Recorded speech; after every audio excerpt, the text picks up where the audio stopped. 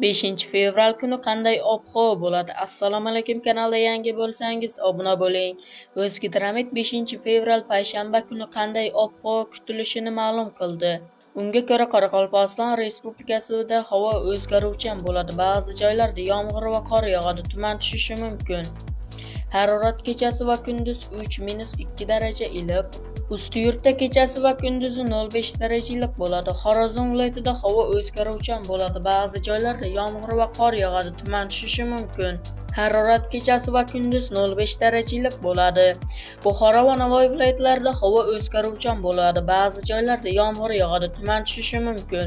Harorat kechasi va kunduz 7-12 daraja iliq. Toshkent, Sirdaryo, Jizzax va Samarqand viloyatlarida havo o'zgaruvchan bo'ladi. Ba'zi joylarda yomg'ir yog'adi, tuman tushishi mumkin.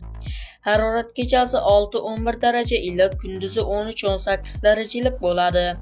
Qashqadaryo va Surxondaryo viloyatlarida havo o'zgaruvchan bo'ladi. Ba'zi joylarda yomg'ir yog'adi, tuman tushishi mumkin. Harorat kechasi 7-12 daraja iliq, kunduzi 10-15 daraja iliq bo'ladi. Andijon, Namangan va Farg'ona viloyatlarida havo o'zgaruvchan bo'ladi. Yog'ingarchilik kutilmaydi. Ba'zi joylarda tuman tushishi mumkin. Harorat kechasi 0,5 daraja iliq, kunduzi 10-15 daraja iliq bo'ladi. Respublikaning tog'oldi va tog'li hududlarida havo o'zgaruvchan bo'ladi. Ba'zi joylarda yomg'ir va qor yog'adi, tuman tushishi mumkin.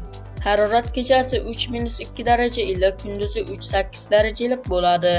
O'zbekistonga juma kuni Qozog'iston hududidan sovuq va nisbatan nam ob-havo massalari kirib kelishi boshlanadi. Buning hisobiga respublika bo'yicha 6-fevralda ba'zi joylarda yomg'ir qorga aylanishi mumkin. Tog'li hududlarda 5-9 fevral kunlari qor ko'chish xavfi bor.